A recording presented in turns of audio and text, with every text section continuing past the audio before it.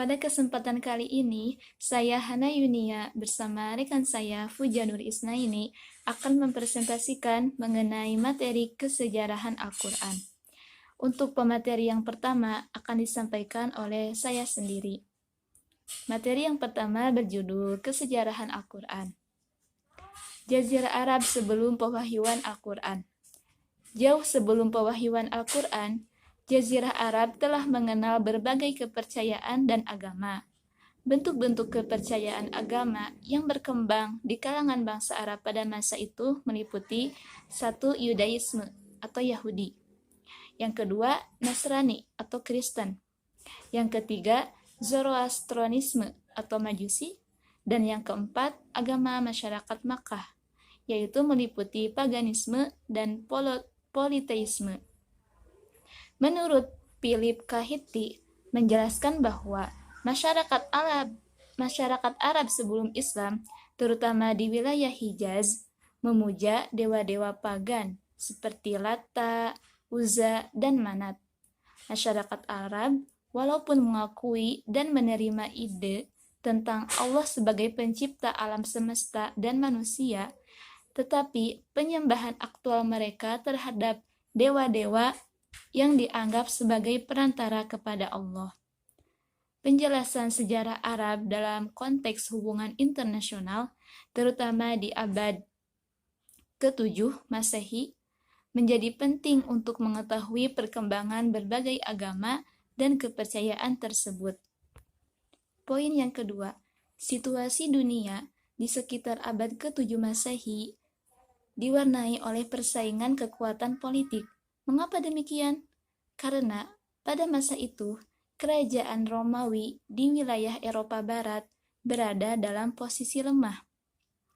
Roma ketika itu berada di bawah kontrol dan kekuasaan kerajaan Romawi Timur yang berpusat di Konstantinopel. India yang berada di wilayah Asia bagian timur tidak menunjukkan perkembangan.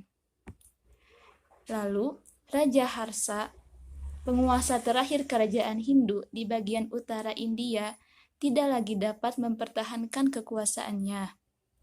Ini berbeda dengan kerajaan Cina yang ketika itu tetap stabil. Sejak dinasti Sui melakukan konsolidasi kekuasaan, kemudian diteruskan dinasti Tang, perkembangan ekonomi dan budaya di Cina terus mengalami kemajuan. Bizantium yang dikenal dengan Romawi Timur masih berusaha untuk bertahan. Sementara itu di sebelah timur semenanjung Arab berdiri tegak kerajaan Persia atau Sasania yang membentang dari Irak dan Mesopotamia di barat hingga daerah timur Iran dan Afghanistan. Kedua kerajaan yang disebut sebagai adidaya itu memperebutkan pengaruh di wilayah-wilayah sekitarnya. Di antara kedua kerajaan itu terdapat Jazirah Arab yang umumnya berupa gurun pasir memanjang dari utara ke selatan sampai ke pantai selatan. Poin yang ketiga, yaitu Jazirah Arab dikenal sebagai jalur perdagangan yang sangat penting sejak dulu. Mengapa demikian? Karena sekitar 200 tahun sebelum Masehi, Cina sudah menjalin hubungan dengan beberapa daerah di kawasan itu. Wajarlah jika Bizantium selalu tertarik untuk menanamkan pengaruhnya di kawasan strategis ini. Bizantium di tahun 24 sebelum Masehi pernah mengirim ekspedisi ke daerah ini, tetapi tidak pernah berhasil. Kaisar Bizantium di tahun 356 kembali mengulangi misi itu dengan mengirimkan seorang uskup Nasrani ke Yaman untuk mengimbangi pengaruh Persia dengan menyebarkan agama Nasrani. Namun, misi itu selalu gagal, seperti kegagalan yang dialami Persia di wilayah ini. Berbagai kegagalan kerajaan ini mungkin disebabkan kawasan ini jauh dari kedua kerajaan tersebut. Tidak heran jika kerajaan Bizantium dan Persia lebih tertarik memberi dukungan terhadap para penguasa di daerah perbatasan. seperti Bizantium mendukung para pangeran Ghassan yang menduduki daerah timur Yordan di sebelah barat, dan Persia mendukung para pangeran Lakhmid untuk mempertahankan daerah penyangga di sebelah timur. Kemudian, Bizantium di abad ke-6 Masehi melakukan misi di kawasan timur dengan tujuan politik, ekonomi, dan menyebarkan agama Kristen Ortodoks. Lalu, kerajaan Persia dan Bizantium saling bersaing dan saling menyerang. Kemudian lahirlah suatu kekuatan baru, yakni kekuatan Islam dari gurun pasir Arab yang kemudian mengambil alih sebagian besar wilayah-wilayah kerajaan besar tersebut. Kerajaan Persia dan Bizantium saling bersaing dan saling menyerang. Tiba-tiba muncul suatu kekuatan baru, yakni kekuatan Islam dari gurun pasir Arab yang kemudian mengambil alih sebagian besar wilayah-wilayah kerajaan besar tersebut. Letak geografis Jazirah Arab terbentang luas di antara Laut Tengah di barat laut, Laut Merah di sebelah barat, Laut Arabia dan Samudera Hindia di selatan dan di timur. Lalu menurut pandangan Watt dan Kron mengenai Mekah dan Madinah, kejayaan semenanjung Arab bagian selatan diabadikan dalam Quran Surat Saba ayat 16. Kemudian penyampaian Islam dan Al-Quran di Hijaz dan Taif, dan sampailah Al-Quran sebagai petunjuk bagi seluruh manusia sampai akhir zaman. Al-Quran sebagai kitab suci terakhir dimaksudkan untuk menjadi petunjuk atau hudan, bukan saja bagi masyarakat di tempat ia diturunkan, yaitu di Arab, melainkan bagi seluruh manusia hingga akhir zaman. Itu pula alasan Al-Quran mengajak kaum-kaum berkitab atau ahlu kitab untuk melaksanakan ajaran Tuhan, yaitu Tauhid. Kitab ini memuat tema-tema yang mencakup seluruh kehidupan manusia, baik hubungan manusia dengan Tuhan atau hablu minallah, maupun hubungan manusia dengan sesama manusia atau hablu minannas, dan hubungan manusia dengan alam sekitar atau hablu minal alam. Berkaitan dengan kehidupan masyarakat yang berbudaya dan berperadaban dinamis atau bergerak, Al-Quran menjelaskan prinsip-prinsip dasar sains sosial seperti ayat-ayat kealaman dan kemasyarakatan. Ayat-ayat tersebut dijadikan pedoman, motivasi, dan etika dalam rekayasa masyarakat. Bismillahirrahmanirrahim.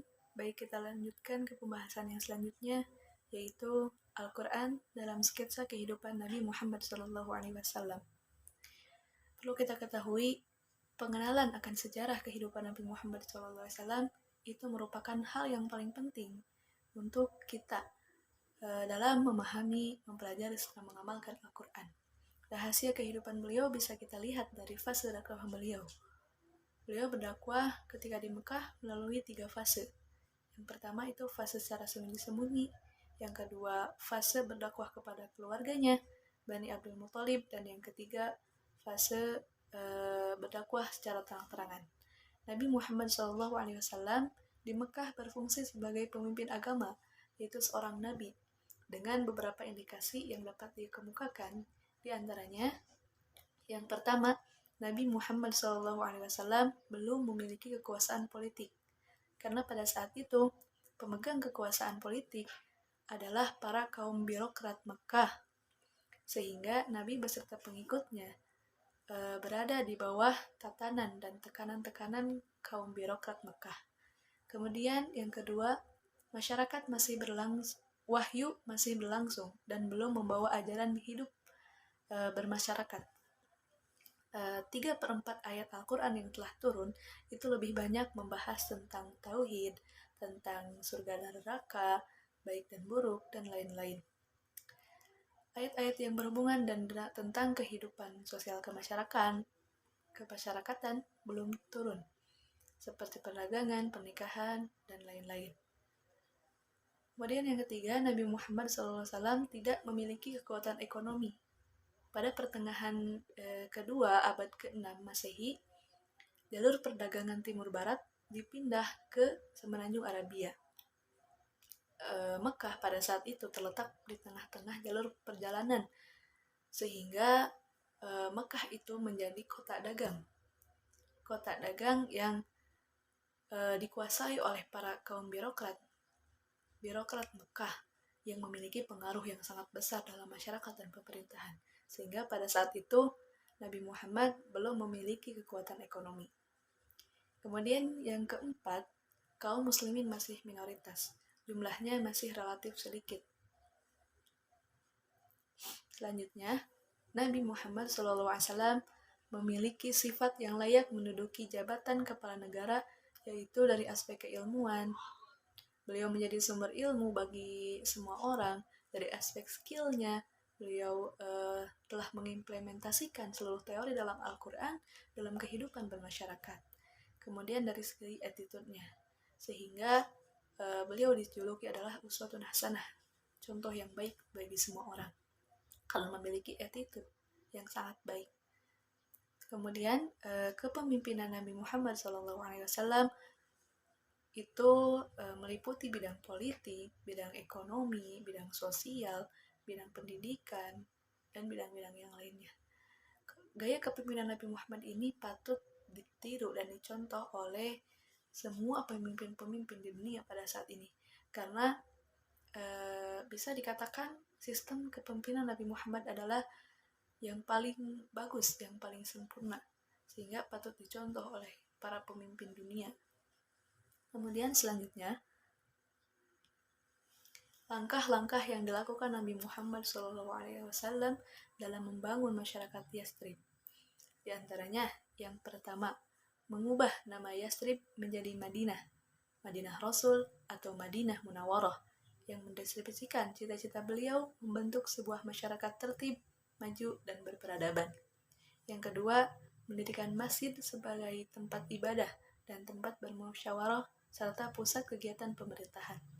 Yang ketiga, membentuk kegiatan solidaritas dan mempersaudarakan antara kaum pendatang, yaitu kaum muhajirin, dan pribumi, yaitu kaum ansor, dalam satu ideologi iman. Kemudian yang keempat, membentuk persahabatan dengan pihak-pihak lain, yaitu non-muslim. Kemudian yang kelima, membentuk pasukan tentara untuk mengantisipasi dan memelihara stabilitas negara. Lalu, apakah tujuan dari pembangunan masyarakat Yathrib ini, pembangunan kota Yathrib ini? Tujuannya adalah untuk menjadikan masyarakat Madinah, masyarakat Yathrib sebagai masyarakat yang tertib, aman, serta diridhoi oleh Allah Subhanahu wa Ta'ala. Karena negara Madinah ini bisa kita sebut sebagai negara berdaulat, karena Madinah telah memenuhi 3 karakteristik negara berdaulat. Yang pertama itu Yang pertama itu bersifat memaksa. Semua aturan itu dijalankan secara paksaan, secara tegas, demi membangun masyarakat yang aman, tentram, dan sejahtera. Kemudian karakteristik yang kedua itu bersifat monopoli, karena Nabi Muhammad SAW menerapkan aturan-aturannya di Madinah, semuanya bersumber dari Al-Quran, dan wahyu itu bersifat monopoli, tidak ada satu orang pun yang dapat mengubah ayat-ayat Al-Quran. Kemudian karakteristik yang ketiga yaitu bersifat umum. Jadi hukum yang telah diterapkan itu berlaku bagi semua kalangan, baik itu kalangan orang kaya maupun orang miskin, baik itu petinggi negara maupun itu masyarakat biasa. Tidak ada istilah hukum tebang pilih, tidak ada hukum yang tumpul ke atas dan tajam ke bawah. Semua itu dilakukan oleh Nabi Muhammad SAW secara adil. Mungkin sekian yang dapat saya sampaikan. Jadi kesimpulannya adalah Al-Quran seluruh isinya telah diimplementasikan oleh Nabi Muhammad SAW ke dalam kehidupan sosial kemasyarakatan. Kesuksesan hidup beliau bisa kita lihat dari perjalanan dakwah beliau selama 23 tahun, dan puncaknya ketika Islam tidak hanya dipandang sebagai suatu agama, tetapi juga dipandang sebagai kekuatan politik. Beliau membangun kekuatan sosial politik itu bermula dari konsolidasi internal antara kaum muslimin dan eksternal kaum non-muslimin dalam berbagai dimensi kehidupan.